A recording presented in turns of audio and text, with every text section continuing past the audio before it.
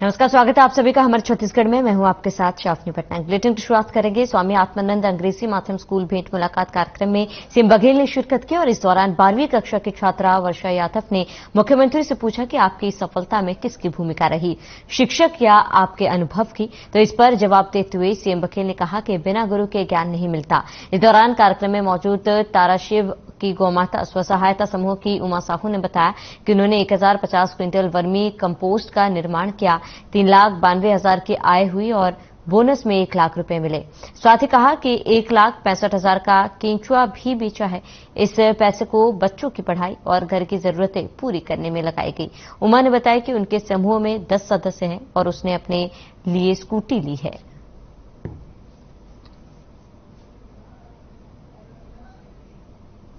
मोर नाम है उमा साहू, ग्राम तारासी गढ़िया में। अच्छा, तो कते कन वर्मी कंपोस्ट बनाया समूह कते जन? हम 10 महिला हवन और 1050 कुंटल हम खाद बना चुके। अच्छा, और बेच दे रहे सोसाइटी? हाँ, बेच दे रहे हैं। और केचुआ भी उत्पादन करता हमन है। 1,65,000 के केचुआ भी बेचे हैं। और उद्यानिकी विभाग से बीज देखे तो हमारे सब्जी बाड़ी भी लगा था। वहाँ हमारा 1,70,000 के फायदा हो इसका का। Sir, myself Varsha Yadav. I am studying in class 12 in Priyadarshini Swami Atmanand Government English Medium School of Excellence. Sir, I want to ask a question from you. अच्छा, बता। Sir, for your success, whose role is more in your life? Your teacher or your experience? बिना गुरु के ज्ञान नहीं मिल सकता। Yes, sir. है ना, हमारे तो भारत की परंपरा है, गुरु गोविंदो खड़े काके लागो पाए बलिहारी गुरु आपनो गोविंदो बताए। तो गुरु के स्थान बहुत ऊंचा है, तो गुरु बिना ज्ञान नहीं मिल सका है ना। तो पहले जो छोटे लड़का है, गोदी में लड़का है, तो पहले गुरु माँ थे।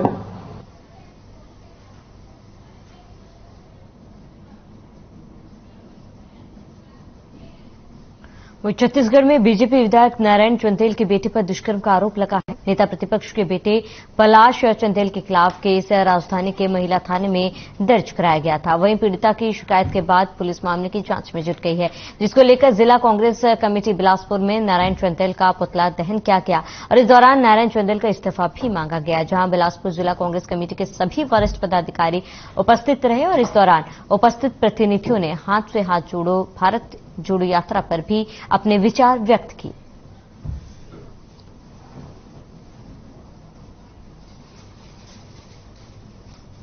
जिस तरह से कांग्रेस पार्टी मुख्य भूमिका में पद यात्रा को कर रही है, सेवा दल सहयोगी दल है और हमेशा से कांग्रेस पार्टी की रीति नीति पर काम करती आई है।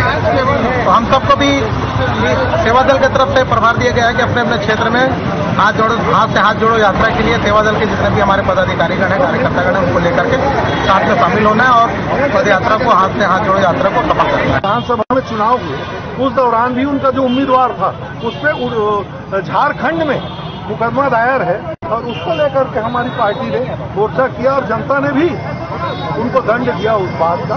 और नेता प्रतिपक्ष बहुत जिम्मेदार पद होता है और ऐसे जिम्मेदार पद में होने के बाद उनके घर के लोग ऐसा करें और बचाने की कोशिश करें, तो ये अच्छा नहीं है, ये अच्छा नहीं है। और राजनीति के लिए एक स्वच्छ परंपरा को समाप्त करने की प्रक्रिया है जो भारतीय जनता पार्टी कर रही है, उसको तत्काल प्रभाव से। उनकी आज बैठक रखी गई है 1:30 बजे कांग्रेस भवन में। उसमें तय किया जाएगा कि हाथ से हाथ जोड़ो जो हमको पद यात्रा हर वार्डों में निकालनी है, जो हमारे राष्ट्रीय नेता राहुल गांधी जी देश को बचाने के लिए सांप्रदायिकता से जो पद यात्रा कर रहे हैं, उसको लेकर हमारे मोहन मरकाम जी प्रदेश कांग्रेस कमेटी के सम्मानित अध्यक्ष, जिला शहर कांग्रेस कमेटी सम्मानित विजय पांडे जी के आह्वान पर ब्लॉक के नेतृत्व में यात्रा निकाली जाएगी, जिसके लिए आज कांग्रेस भवन में महत्वपूर्ण बैठक रखी गई है। जैसे हाथ पद यात्रा है, हाथ जोड़ो योजना जो चल रही है चलेगी, इसमें हम सभी महिला पदाधिकारी हैं वो सर्वसम्मति के साथ हम लोग उस यात्रा में शामिल होंगे और बढ़ चढ़ के भाग लेंगे। यह हमारे देश के विकास की बात है, देश को जोड़ने की बात है, समाज की हमारी पार्टी ने जो काम किए हैं उसे घर तक पहुँचाने की काम है, इसमें हम बढ़ चढ़।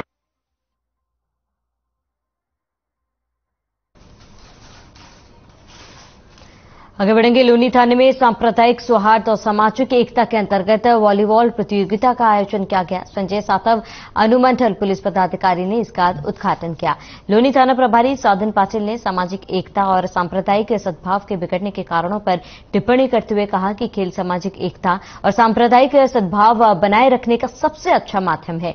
खेल भावना खेल और कई जातियों, पंथों और नागरिकों के बीच मतभेदों के माध्यम से बढ़ी है।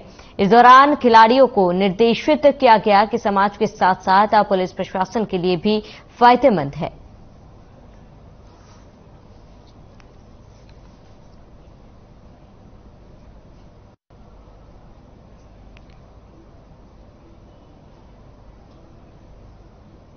उपस्थित संत प्रभारी साहेब, दादा पटेल सावणे साहेब, सुनील तांबे साहेब, हरीशेर गोगरे साहेब,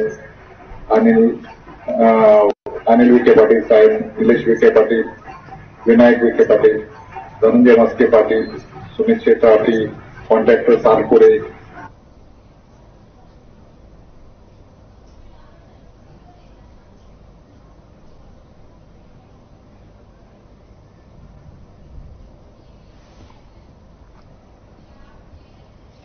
वहीं अंबिकापुर में जंगली हाथियों ने उत्पात मचा रखा है, जिसके चलते ग्रामीणों में दहशत का माहौल है। वहीं बीती रात हाथी ने एक व्यक्ति को कुचलकर मौत के घाट उतार दिया। वहीं मामले की सूचना पुलिस को मिलते ही मौके पर पहुंची पुलिस ने शव को कब्जे में लेकर पोस्टमार्टम के लिए अंबिकापुर के मेडिकल कॉलेज अस्पताल भेजा, जहां पोस्टमार्टम में हाथी से कुचलने की पुष्टि हुई है। एक युवक को मौत के घाट उतारा गया। ग्रामीणों में फिलहाल दहशत का माहौल है। एक हाथी ने युवक को मौत के घाट उतारा। जंगली हाथियों का आतंक लगातार बढ़ते जा रहा है, जिसकी वजह से जंगली हाथियों ने जगह जगह पर उत्पात मचाया हुआ है। एक युवक को जंगली हाथी ने मौत के घाट उतारा, जिसके बाद पोस्टमार्टम में हाथी द्वारा कुचले जाने के बाद मौत की पुष्टि हुई है। तो जंगली हाथियों ने हड़कंप मचाया हुआ है और सरगुजा में लगातार हाथियों का आतंक जो है वो बढ़ते जा रहा है। हाल ही में एक हाथी ने एक युवक की कुचलकर उसकी मौत हो गई है और जंगली हाथियों ने उत्पात मचाया हुआ है। युवक का पोस्टमार्टम होने के बाद इस बात की पुष्टि हुई है।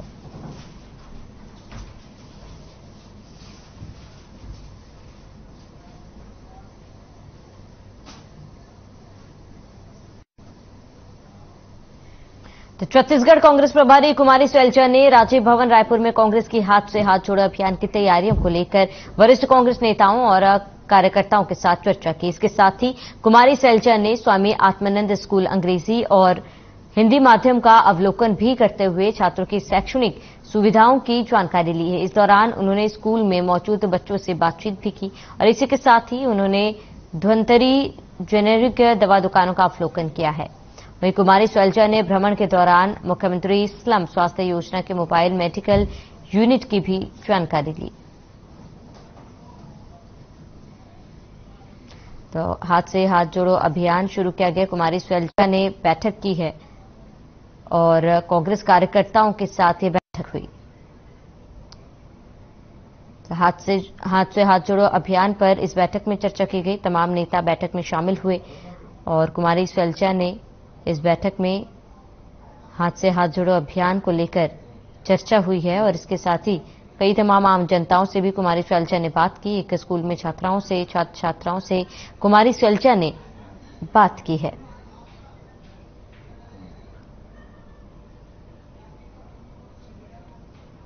तो कुमारी सैलजा रायपुर पहुंची, जहां पर कांग्रेस कार्यकर्ताओं के साथ बैठक हुई थी और इस बैठक में हाथ से हाथ जोड़ो अभियान पर कुमारी सैलजा ने चर्चा की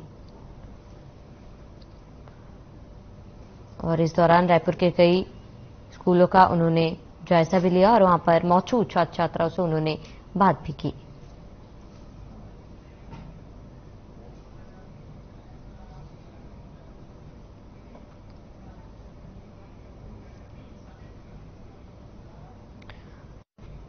तो छत्तीसगढ़ में कांग्रेस और बीजेपी आगामी विधानसभा चुनाव की तैयारियों में जुट गई है। वहीं आम आदमी पार्टी छत्तीसगढ़ में जिला स्तर की कार्यकारिणी गठित कर चुकी है। आगामी 19 मार्च को होने जा रहे कार्यकर्ता सम्मेलन में विधानसभा चुनाव की शंखनाद करेगी और आम आदमी पार्टी फिलहाल छत्तीसगढ़ में अपने संगठन को मजबूत कर पूरे प्रदेश में जन सभाएं कर रही है। आप मिशन 2023 को फतह करने के लिए रणनीति में जुटी हुई है और 19 मार्च को कार्यकर्ता सम्मेलन करने जा रही है। राजधानी रायपुर में होने वाले इस पर कार्यकर्ता सम्मेलन में बीजेपी और कांग्रेस के बाकी नेताओं को पार्टी प्रवेश भी कराया जाएगा। सम्मेलन में आम आदमी पार्टी के सुप्रीमो और दिल्ली के मुख्यमंत्री अरविंद केजरीवाल के साथ ही अन्य दिग्गज नेता भी शामिल होंगे।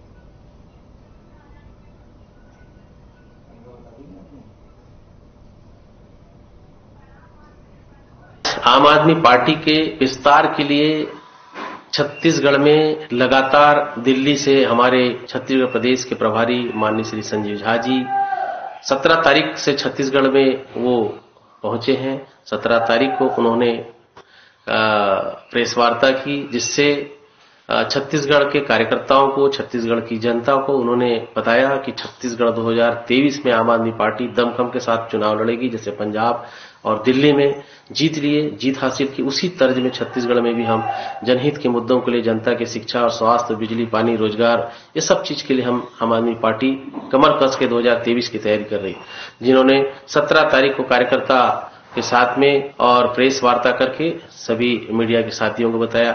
पहला उनका जिलावार दौरा चल रहा है। 18 तारीख को कवर्धा में थे, जहां पे कार्यकर्ता संवाद किया। 19 तारीख को राजनांदगांव जिला, उसके बाद बालोद जिला, फिर कांकेर जिला, और आज अभी कोंडागांव जिले में उनकी रैली, हजारों की तादाद में रैली और कार्यकर्ताओं के साथ संवाद होगा। कल जगदलपुर होगा, अगला फिर उनका दंतेवाड़ा और बीजापुर, उसके बाद सेकंड होगा 27 तारीख से फिर चालू हो जाएगा, उत्तर में नॉर्थ में चालू होगा।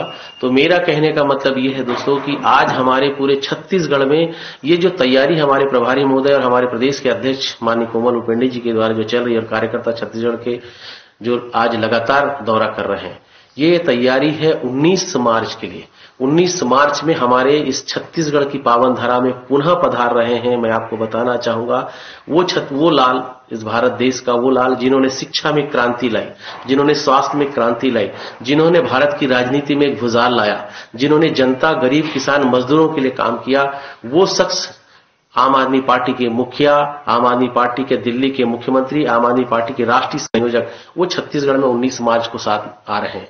उनके साथ हमारे छत्तीसगढ़ के लाडले, छत्तीसगढ़ के माटी पुत्र, जो हमने राज्यसभा सांसद दिल्ली पंजाब से भेजा है, वो शख्स संदीप पाठक जी, हमारे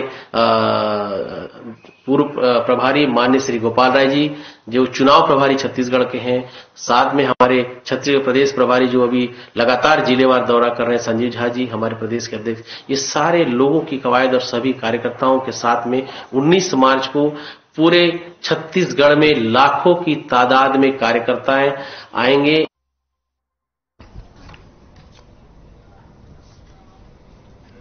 तो एमसीबी जिले में खनिज माफिया लगातार सक्रिय हो रहे हैं। मनेन्द्रगढ़ सहित कई नदियों में अवैध रेत उत्खनन का काला कारोबार जारी है। ट्रैक्टर के जरिए खनिज माफिया नदियों को बर्बाद करने में जुटे हैं। जिले के चैनपुर, चिमटिमार, तेंदुडांड से लगी हुई कई नदियां, नालों में अवैध रूप से रेत का उत्खनन किया जा रहा है, जिसके बाद खनिज एवं राजस्व विभाग की कार्यशैली पर सवालिया निशान उठने लगे हैं।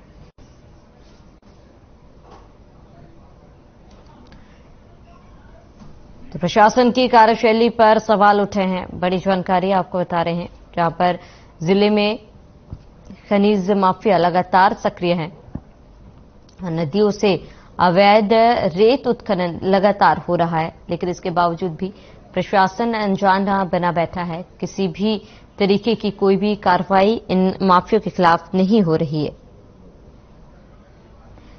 तो नदियों से लगातार अवैध रेत उत्खनन किया जा रहा है, लेकिन उसके बावजूद भी प्रशासन ने इस ओर कोई ध्यान नहीं दिया, कोई भी कार्रवाई नहीं की जा रही है और धड़ल्ले से यहां पर नदियों के पास से रेत उत्खनन किया जा रहा है। और इसी वजह से कहीं न कहीं प्रशासन की बड़ी लापरवाही भी सामने आ रही है और प्रशासन के कार्यप्रणाली पर कई सवाल खड़े हो रहे हैं।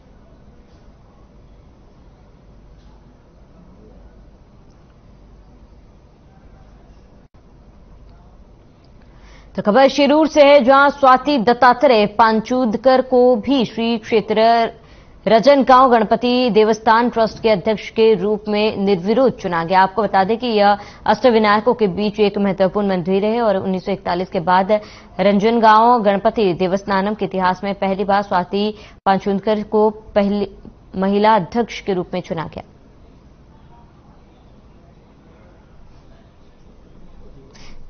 तो ट्रस्ट के अध्यक्ष पद पर इनका चुनाव हुआ है और निर्विरोध चुनी गई स्वाति, जिसके बाद आपको बता दें कि गणपति देवस्थान ट्रस्ट में उनका चुनाव हुआ था और अध्यक्ष पद के लिए निर्विरोध ट्रस्ट के अध्यक्ष पद पर निर्विरोध स्वाति चुनी गई है। तो स्वाति पंचुनकर निर्विरोध चुनी गई है और गणपति देवस्थान ट्रस्ट में उनका चुनाव हुआ था।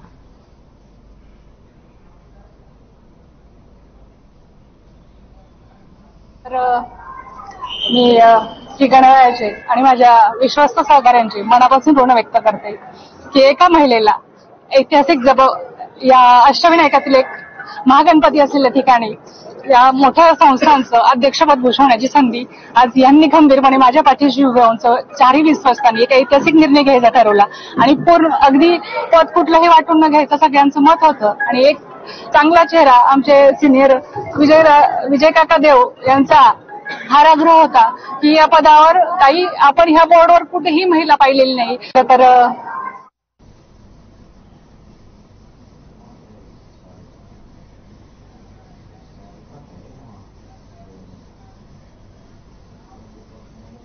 खबर बस्तर के जैतलपुर से है, जहां सिंधी समाज के पूज्य गुरु संत शिरोमणि शहेरा वाले साई जी का अहमदाबाद से प्रथम नगर आगमन हुआ है और इस अवसर पर सिंधी समाज ने उनका भव्य स्वागत किया और बाइक रैली निकाली है, जो एयरपोर्ट चौक से शुरू हुई और शहर के मुख्य मार्ग से होते हुए सिंधु भवन में बाइक रैली का समापन हुआ।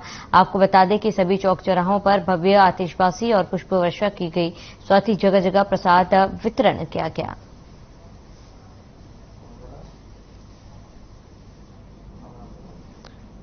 तो जगह जगह पर प्रसाद वितरण किया गया। संत शिरोमणि का प्रथम नगर वो है और सिंधी समाज ने बाइक रैली निकाली है, भव्य आतिशबाजी से उनका स्वागत भी किया गया और संत शिरोमणि का प्रथम नगर आगमन हुआ है।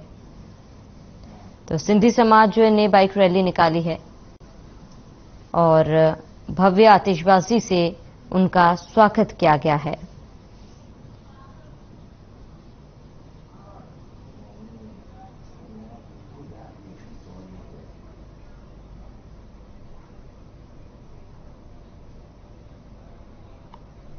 खबर रायपुर से है, जहां मुख्यमंत्री भूपेश बघेल ने अपने निवास कार्यालय में स्वतंत्रता संग्राम सेनानी अमर शहीद हेमू कालाणी को उनके शहादत दिवस पर नमन किया। इस दौरान उन्होंने उनकी छायाचित्र पर पुष्प अर्पित किया और इस अवसर पर छत्तीसगढ़ सिंधी अकादमी के अध्यक्ष राम गिडलानी, सुरेश डिडलानी, अर्जुन वासवानी, अमर बजाज, अमर पचुरानी, राधा राजपाल, रवि ग्वालानी और उनेश बजाज उपस्थित रहे। वहीं मुख्यमंत्री ने कालाणी की शहादत को याद करते हुए कहा कि स्वतंत्रता संग्राम में अनगिनत वीर सपूतों के अपने प्राणों की आहुति देकर देश को गुलामी की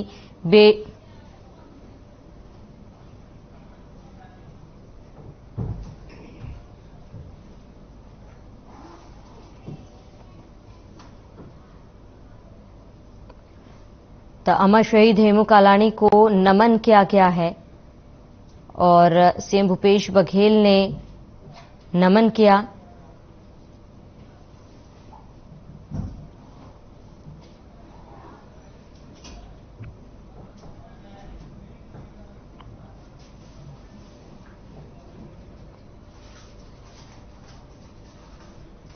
इसी बीच एक बड़ी जानकारी से आपको रूबरू करा दे। 2 वाहनों में नक्सलियों ने आगजनी की है। पुलिया निर्माण कार्य में वाहनों में आग लगाई गई। चिंतलनार मोरपल्ली मार्ग पर निर्माण कार्य चल रहा है। एक पिकअप और एक ट्रैक्टर में आगजनी की गई। जगरमुंडा एसडीओपी विजय राजपूत ने बयान दिया, पुलिस को सूचना दिए बगैर ठेकेदार काम करा रहा था, बिना सुरक्षा के ही ठेकेदार अपना काम करा रहा था। बड़ी जानकारी आपको बता रहे इस वक्त की बड़ी खबर, पुलिया निर्माण कार्य में वाहन लगे हुए हैं।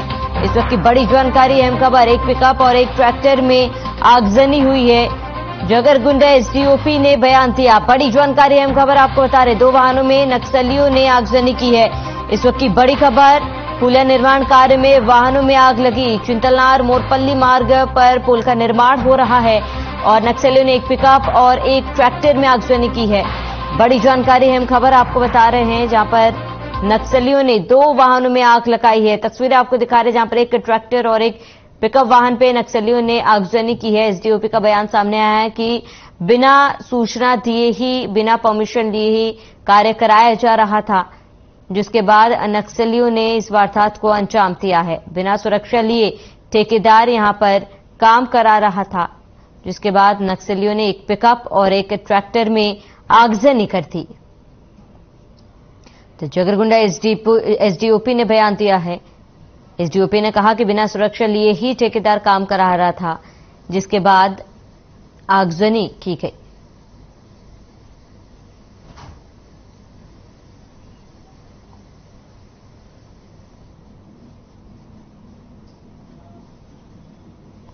तो सुकमा में सुरक्षा बलों को एसपी सुनील शर्मा की अगुवाई में बड़ी कामयाबी मिली। नक्सलियों की बटालियन की सदस्य महिला नक्सली ने आत्मसमर्पण किया है। आत्मसमर्पण करने वाली महिला बेट्टी मंगी नक्सली पर 8 लाख रुपए का इनाम था। महिला नक्सली ने जिला बल, एसटीएफ और कोबरा 208 बटालियन के अधिकारियों के सामने आत्मसमर्पण किया। एएसपी नक्सल ऑपरेशन आईपीएस किरण चौहान ने इसकी पुष्टि की है।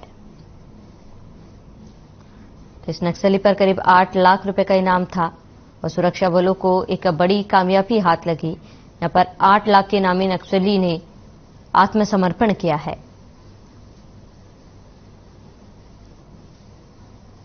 इस नक्सली पर 8 लाख का इनाम था। सुरक्षा बलों को एक बड़ी कामयाबी हाथ लगी है। महिला नक्सली ने सरेंडर किया है।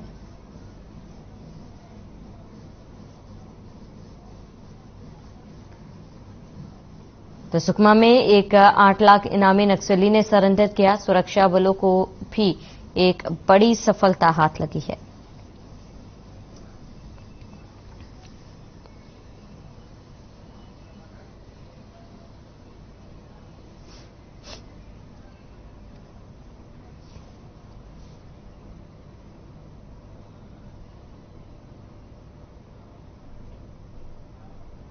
खबर गरियाबंद से है, जहां नेता प्रतिपक्ष नारायण चंदेल के बेटे पर अनुसूचित जनजाति की महिला ने बलात्कार का आरोप लगाया, जिसके बाद राजनीतिक रूप से नारायण चंदेल का कांग्रेस ने प्रतिरोध किया है। हाथ जोड़ो पदयात्रा में गरियाबंद के जिला प्रभारी विजय देवांगन के नेतृत्व में नारायण चंदेल का पुतला फूंकते हुए आरोप की जांच होने तक जल्द नेता प्रतिपक्ष का पद छोड़ने की मांग की गई थी।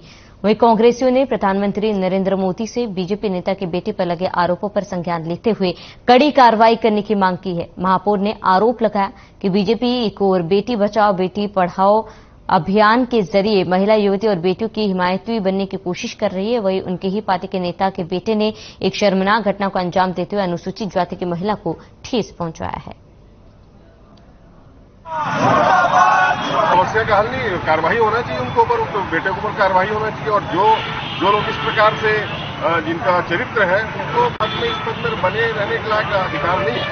आधारभूत को तत्काल अपने पद से इस्तीफा दे देना चाहिए नारायण चंदेल को।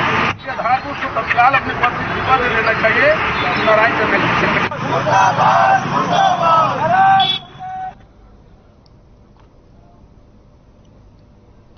वहीं बिलासपुर के ग्राम पंचायत भकुर नवापरा में विधायक प्रतिनिधि और प्रवेश सचिव आशीष सिंह का आगमन हुआ। वो डीपीएस स्कूल में वार्षिकोत्सव में शामिल होने आए थे और इस दौरान स्कूल में प्रतिभावान बच्चों को प्रतीक चिन्ह और प्रमाण पत्र देकर सम्मानित किया गया। साथ ही सांस्कृतिक कार्यक्रम का आनंद लिया और बच्चों को शुभकामनाएं दी।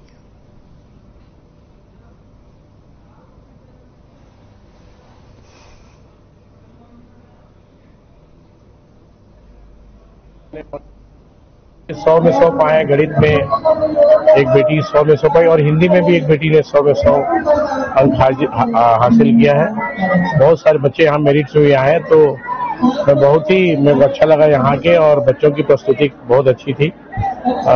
आदरणीय राजपूत सर प्राचार्य महोदय बहुत मेहनत कर रहे हैं।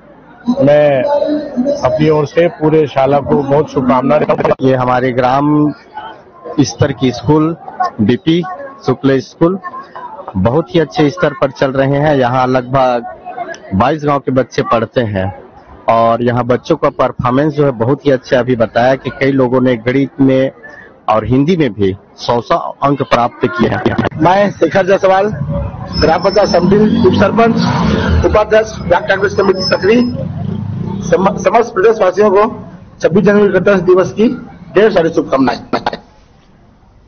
तो चलिए इसके साथ इस बुलेटिन में मेरे साथ इतने। देश और प्रदेश के तमाम बड़ी खबरों के लिए आप बने रहे हमारे साथ। पिछले महीनों से हर खबर को छत्तीसगढ़ में लॉन्च किया गया है। मुझे खुशी है कि छत्तीसगढ़ के जमीन से जुड़े हुए खबरों से सरोकार रखते हुए ये छत्तीसगढ़ की सेवा में लीन है। मैं इनको बहुत बहुत बधाई देता हूं और शुभकामनाएं देता हूं कि आने वाले दिनों में, आने वाले महीनों में, आने वाले वर्षों में छत्तीसगढ़ की खबरों से लोगों को जानकारी देते रहें और अपनी कामयाबी के अगले शिखर पर बढ़ते रहें। बहुत बहुत धन्यवाद। जय हिंद।